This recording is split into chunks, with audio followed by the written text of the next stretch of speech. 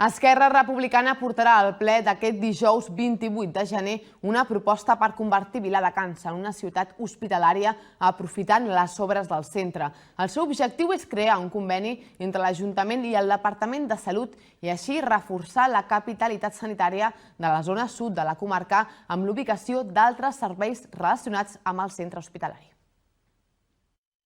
Es tracta d'una petició històrica que amb el pas de la pandèmia s'ha fet més real que mai.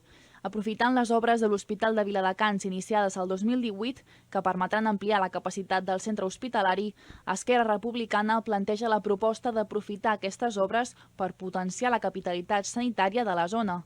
En concret, proposen ubicar els terrenys propers a l'hospital, empreses o recursos relacionats de forma directa o indirecta amb el sector. El grup republicà també planteja la possibilitat de construir un consorci públic.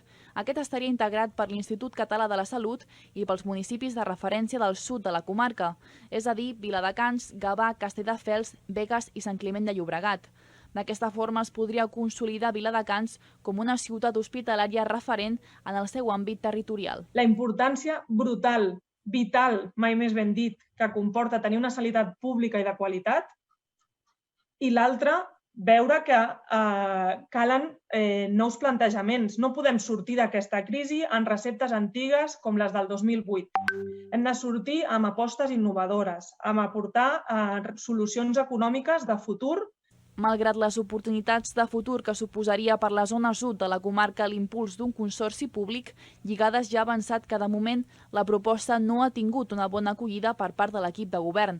Caldrà esperar la resolució final al pròxim ple de gener.